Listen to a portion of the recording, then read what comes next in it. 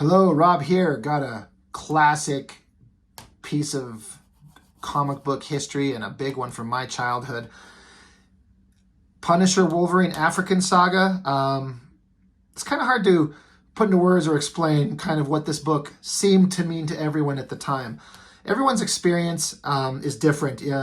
How familiar you are with characters at the time of reading it informs a lot of what you think about a book.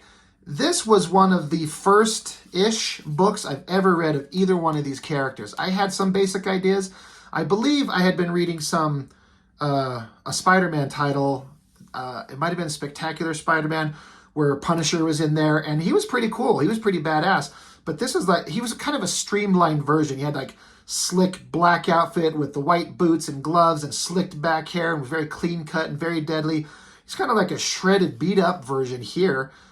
So you got my attention. And then Wolverine, I wish I could remember how much I was aware of him at the time. I definitely was, but this was one of my first exposures to the character. But I'm not sure what other things I had read first. I don't believe this was my absolute first. It wasn't, but one of the first things that kind of got me to get deep into the character and what made him, for the longest time, my favorite character. There's a lot about him.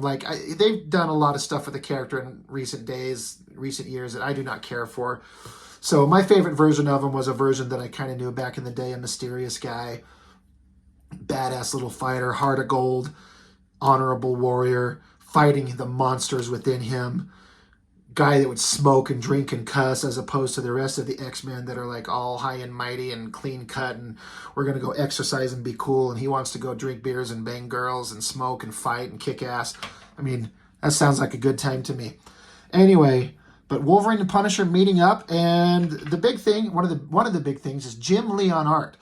This was when he was on his way up. He had not quite become the superstar he was going to become, but this was one of the books that really put him on that path.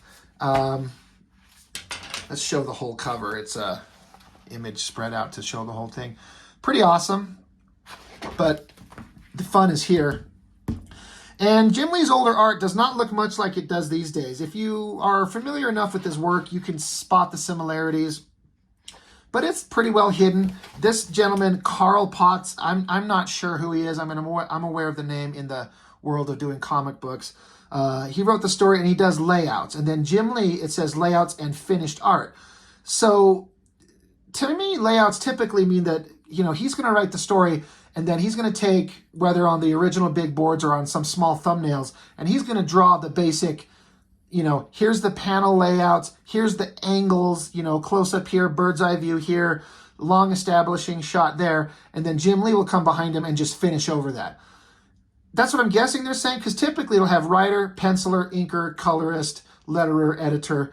But for here, it just says Jim Lee finished art. So I'm like, I guess he does the basic main pencils and inks, which is something that Jim Lee will do occasionally in his art career. I wish he would actually do more. But getting into the story, again, I know the basic story of the Punisher. We all know it. His family were killed by criminals, and he took it upon himself to wage a war against the criminals of any type. And the thing about the Punisher is, like typical hero world, Spider-Man and Captain America and Thor, they capture the criminals and stop them and hand them over to the authorities for, a proper trial and et cetera, et cetera. Punisher, he'll kill you. He's going to shoot you dead with no remorse. And that's what made him stand out at the time. So that's very anti-hero, which started a big trend. I mean, he's not the first, but he was a very prominent one. And he's got that wicked sweet logo, that skull. I mean, that's fantastic. You got Punisher and his tech guy, Microchip. Without getting too much and worrying about the story, Punisher's been pushing himself hard, and I think they're saying that he needs to take a break. So, like he says, Frank, you got to relax, take a break before you get killed or blow a gasket. So they try to find something for him to do to get him away from a busy day of murdering criminals and wiping blood off his hands. So he basically sets him up to send him to Africa on some kind of a safari as maybe like a hired gun protector. And there's this other story of a guy who's trying to collect trophies. You can see he's got a trophy room of very elaborate animals, and he's got this one that's empty. And I don't know if this is an actual word. I presume it's African because they go to Africa. Mukele Membe, I believe. I'm probably mispronouncing that. But basically, it's like a brontosaurus or a brachiosaurus. I'm not sure which way, but the big dinosaur with the big neck. The first one that you see in Jurassic Park in that big scene where it stands up on its hind legs and eats from the top of the tree. But presumably, there's one out in the African jungle somewhere, and this hunter wants it, and all story points are going to have them meet up. We got Madripoor. That's the fictional city in the Marvel Comics universe where a lot of people do things, but mainly Wolverine, when he's in disguise, he wants to get away from the X-Men and head into the real world and, do his thing of, chewing tobacco. He doesn't actually do that, but drinking beers and smoking cigars and banging chicks and killing people. He wants to do his thing that he likes to do. He tracks down this guy because he's apparently some kind of he's got this cheetah jacket on, and it's presumably a real cheetah hide, and he doesn't like that. He doesn't like people killing animals, and so he's like, "Where'd you pick up the clothes?" And the bad guy tells him to F off. So, and again, this is some of my first exposure to Wolverine. This was really great. Wolverine just grabs him by the throat, shoves him up against the door, smacks the gun out of his hand. Cheetah criminal guy's got a knife that he pulls out and stabs Wolverine right in the gut. And he doesn't care, and Wolverine pops his claw. I brought my own. This doesn't really matter, but at the time when I read this, especially on the cover, it'll show it in the back, the original cover. But Wolverine's claws to me appear here like they're rounded, like they don't have a knife blade, but they're just rounded and come to a point. And for a long time, that's what I thought that they were from this book. And, there's a little line going up there to kind of indicate it's got an edge, but it just read to me as just a round, kind of like this. It's just round and goes to a point and stabs. But it wouldn't be good for slicing at things. But that's just kind of how it looked. But anyway, he gets the guy to tell him what he needs to know, where he can find this stuff. Then he tells the guy to strip his clothes off, and the bad guy runs off his bare ass into the night. So now Wolverine, he's on the case. He's going to track down somebody who is dealing in endangered animals. Oh, it sounds like the same thing Punisher's going after. Back with Punisher and Microchip, they're talking about what they're going to do, how they're going to get him to where he needs to go. He's got a passport for him. Get going. Let's get you on a vacation. You need a break from slaughtering human beings every day. You got to go slaughter animals or something. Secondary story. I'm not going to get too much into this. It's all drawn fine. It's really good, but I just kind of super don't care. We want to focus on Punisher and Wolverine killing people. So you got Punisher here, and he's joined this group of people, presumably on some kind of expedition to go find this mysterious creature. And they find that local African tribe. This kid's pretty shocked at the size of Punisher's gun. And he's like, "Yeah, I'm packing, buddy. I'm packing a lot." Then you talk about trying to help out the local tribe with medicines and stuff like that. I remember, none of this I remember very vividly or prominently, but I do remember this scene where Punisher's got a hammock strung up, and he just can't sleep because the night falls and thousands of fruit bats make a racket too loud to sleep. So he can't sleep there. Then it's followed by a torrential downpour, so he's getting rained on. And then the next panel, he's just surrounded by moths everywhere. And this panel just really drove home, I'm tired and I want to sleep, and this sucks. So, back with the story, they're kind of interacting with the African tribe. They're showing them how they hunt with their bow and arrows. And then Frank Castle, Punisher's got his big giant rifle and pops off from it at long range, and the kid thinks that's awesome. This is another one of those scenes that always stuck into me, these simple scenes that stand out, all this dialogue and stuff. You don't remember this, but these awesome scenes. In this panel here, you can see it's a snake popping up, and it's a black mamba, and they explained in the book, this is the first time I've ever heard of it at the time when I read it. It's incredibly dangerous, poisonous snake. So he shoots it here, and the kid's shocked, and Punisher's like, "Hey, boy, you got to watch out." But a second one's coming to get him, and then this guy, the tribesman, shoots an arrow and stops the other one. He says, "With Black Mamba, there's often a mate." And Punisher's like, "Thank you, I'll remember that." That scene, that should be in a movie. It's such a simple but effective scene. I love it. It's really good. And they're talking with the tribe, and they're pointing out, and they're like, yeah, I've seen this one, that shape. And they're like, great, that's what we need. So they go take off to where it's supposed to be in the water. Don't worry about any of that. They think it's under the water here, and so Punisher's going to jump in and go see it. But they're like, no, I can tell. Their little electronic radar has shown that he's gone through the little channel here, and it's gone. So there's no sense in getting in the water. Secondary storyline of this girl and this guy, they're here, and they're acting. She's being very friendly to the tribe. He's just kind of a silent douche. But you find these the big apes, the gorillas. They're like, there they are, aren't they beautiful? And this guy puts a silencer on his AK-47, and it goes to a next scene where he's washing blood off his hands. So they've killed him for, whatever profit they're going to take from them. So scumballs.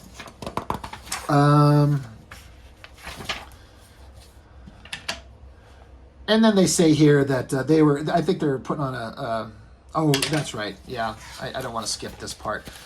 This kid saw what was going on and was shocked by it, but kept her mouth shut. But these guys, they can tell the kid is acting strange. They're like, oh, they know. We can't let that kid go rat on us. We're going to get in trouble if we get caught. We get busted. So, cut to a little bit later.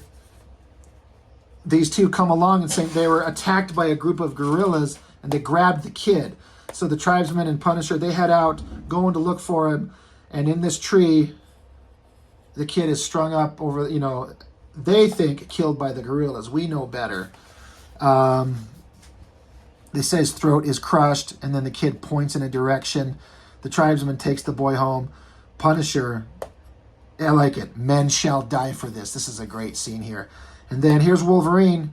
He's out there. He's stalking. He's trying to track down what he's looking for. What's kind of funny is he's got that guy's jacket on as like a little fucking cape. And he thinks it's like great camouflage, using the pelt of their victim for bush camouflage. I think it would just make him stand out. Whatever. It looks awesome. So he's chopping through the jungle, trying to track down the poachers. Punisher's out in the jungle trying to track down whoever did whatever to whoever. Comes along the slain gorillas, and he's starting to put together what's going on. Wolverine, he hears something in the distance. Punisher here, big giant gorilla coming. He says here that no bullet's going to stop this gorilla, so he tries to jump away. Gorilla slams him on the ground, puts him in a body hold, like a bear hug. And Punisher's like, don't want to do this, but takes out a knife and stabs him. Now, these big gorillas are like 100 times stronger than a man. He wouldn't put him in a bear hug and just try and crush him to death and give him the opportunity to try and stab him to death and let him bleed out. This gorilla would rip his dick off and throw it in the tall grass, never to be seen again. And he would just fling him around, kill him, shred him, and Punisher would have no chance against a gorilla like that was trying to aggressively kill him. But we can't kill our hero. So, a little bit unbelievable. A little bit later, now that the gorilla's dead and bled out, the Punisher is sitting here kind of catching his breath. And Wolverine stumbles upon the scene, misinterpreting what he sees. He sees a man and a dead gorilla, a poacher, presumably. He's pissed, so Wolverine dives at him, and Punisher takes a big old swing at his face. And if you know Wolverine, he's got a metal skeleton. Busted Punisher's hand. He doesn't like that. And I love this exchange between these guys. They don't know who each other are. They've never met before this. Wolverine just says, where's your buddies? Punisher yells back, you're not getting them, maniac. Wolverine, claws come out. He says, I'll get you all. Punisher says, you'll get squat. And so Wolverine just slashes at him. Now, the thing with Wolverine, like, they'll say on the next page that he only caught him just barely, just scratched him, just a hair. So, you missed Wolverine, and Punisher, good for you. You're fast and you dove out of the way, but that's kind of a hard thing. When you got somebody like Wolverine with his power set, with razor-sharp, unbreakable claws, he catches you with one of those, you're just a regular human. You're done. So they kind of have to have Wolverine fail at what he does and have the Punisher be awesome. I mean, it is the Punisher book, so he's kind of the star, but he's no slouch. So, great shot, but he just misses. This is the end of book 1. But Punisher, he just kind of passes out and falls into the water. And Wolverine's saying, like, hey, he's fast, barely scraped him, but there's things in the water that'll take care of him. So he leaves, and then it just ends with the Punisher floating down the water and a croc coming to get him. Or an alligator. I don't know. Crocodiles, alligators. Which ones are where? Which ones are in Africa? I don't know shit. Whatever. That's the end of book 1. Starts out him kind of coming to, looking around, and he sees big giant teeth coming at him and goes to black. Flip the page. Boom. He's wrestling the giant lizard monster. Tries to grab onto this branch to get away, to hold on to keep him out of the water. Doesn't work.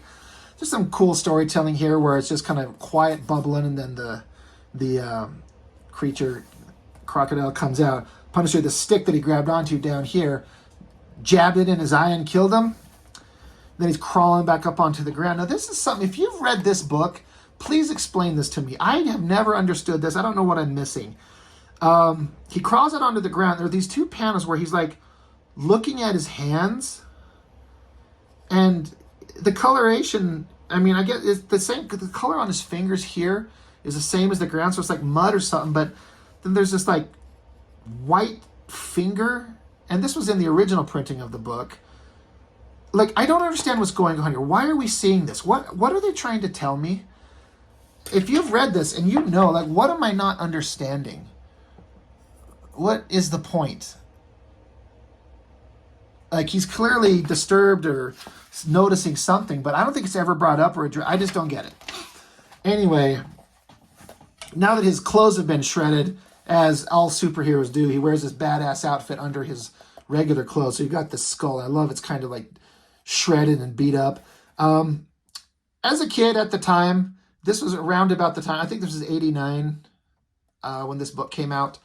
That was around about the time when the first Predator movie with Arnold Schwarzenegger come out. And I loved all those soldiers and their awesome gear. I was a young kid. I liked to play soldier and go run around through the area behind our house, which is a vast field of bushes and trees and a lake and all kinds of cool stuff, and pretend that monsters were chasing us and pretend that I was the soldiers from the Predator. And so I loved all their guns and their gear. And I noticed this. This is the gun that Billy, the Native American guy in Predator, have. It's like a big M16, I'm guessing is what that is. But on the bottom of it was mounted like a shotgun, a pump-action shotgun. I think that looks really cool. And Billy in the movie Predator had that gun. I'd never seen that before. I had no idea that was even possible. I wonder if that's where this came from. I think it's really cool. Anyway, moving on to here. There's a kind of a really awesome little characterization here. Wolverine's going through the jungle and a snake bites his hand, but Wolverine's got a healing factor. He can't, he can rapidly heal poisons, don't really hurt him. So he just flings his hand and sends the snake along his way. And he decides he's hungry. So he takes down whatever this creature, whatever the animal this is. They don't say. It doesn't matter. He kills it, but then this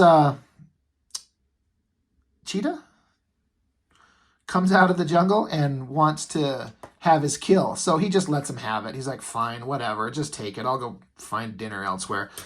Getting back into the other storyline here, who cares? This was always an interesting panel showing this guy do like a leap, flip, land on the other side of the fence. And he's doing it so quietly that these barking dogs' attention is not distracted from this little bunny rabbit that he sent over here to get the dog's attention here. And he can do a silent ninja flip over here and sneak into this place. That was pretty cool. But back to the story we give a shit about. Punisher's running through the jungle. He sees the animal that Wolverine killed. He gets a drink of water. Talking, whatever. We're going to skip by all this type of stuff. But they're basically building on the story of this girl and the guy that she's with, the poachers. And they killed the gorillas, but there's still the story of, do those dinosaurs exist? Are they still out there? We got to see them. We haven't seen them. Is it just is it a lie? Is it a mystery? Who knows? But you get to this place, and there they are. They're like, my lord, they're for real. They exist. We're rich. So they're going to catch them somehow. There's drama going on between the American soldiers and the tribe, and but this lady who was back with these guys over here, she saw that these people saw the dinosaur, so she showed up and points to all these people. Hey, they're this way. They're gonna, they're gonna get the dinosaurs. Back to the interesting shit. Punisher has finally caught up to these people here, the poacher people. Wolverine sneaking up. He's gonna get him. Punisher, he's got an elevated position and a rifle. This was great. He says he doesn't want to kill him. He wants to get a leg shot because he wants to talk to this rut before he sends him to the next room. Aims, shoots, catches him right in the leg, drops Wolverine to the ground, comes running up to him here. Tactically, there's probably a much better way to do this besides just running up so close and getting within arm's reach of a guy who has fucking knives in his hands. But it's a comic book. We got to fight. This was such a great shot in the comic book when I originally saw it. Wolverine's hunkered down. He just does. There's so much great motion here. Shreds the top of his gun. Punisher does an awesome punch to the face and then follows up with the gut punch and this little expression on Wolverine's face here. Fantastic, where he's getting nailed. I think that's good. And then catches Wolverine with the butt of the gun. Again, from a power set, Wolverine should shred Punisher in 2 seconds flat. He's fast. He's a mutant. He can heal. He's got claws. He's an animalistic fighter. I mean, he feels pain, but he'll fight through it. But you got to have Punisher survive somehow.